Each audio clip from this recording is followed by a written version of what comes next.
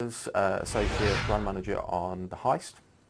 It's coming out on Xbox 360, PS3 and PC December this year. The developer is In Exile, who made A Bard's Tale. The concept of the game is you play a character, Johnny, who's the leader of a gang of hardened criminals. And it's set in 60s San Francisco. Right, basically players will be able to plan their heist or not. They have the choice, basically. There are over 50 banks in the city that they can choose to rob whenever they like, but they will have missions available that will prepare them for particular heists.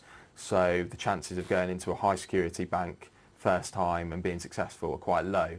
So they're encouraged to take part in smaller missions first that will prepare them and give them the knowledge to attempt the bigger scale heists. Now you control a main character called Johnny, but you also have control over another 3 characters. You've got the kid, who's actually quite old, so a bit ironic.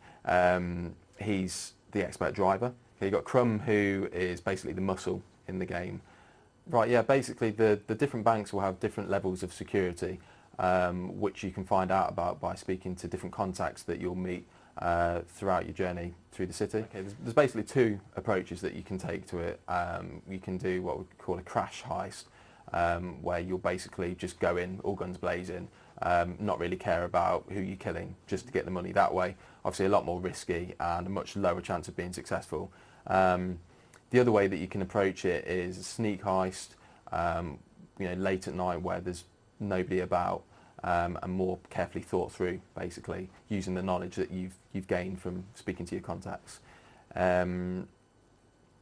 If you build up a reputation for what way you approach these heists. Now, if you become known as a crasher, then the banks will have a lot more security in place for future heists, so you make it a lot more difficult for yourself by doing that. If you're a bit more clever and thoughtful, then they'll be none the wiser and your future heists will be relatively easy. Each character has their own individual personality traits and they'll have certain ways that they'll go about things, but you can command them to do particular things. Before the heist, you choose what weapons they're equipped with, depending on the situation that you're going into, and you also choose what positions you want them to take within the bank when you get there. So there's quite a strong element of planning involved. You can also take people hostage as well, and then the civilians will react quite differently to you. So a big element of the game is crowd control also. We've been quite careful to pay attention to detail with events that were going on at the time. Like you've got the hippies, and we've got authentic music from the time as well, just to really immerse the player in that environment.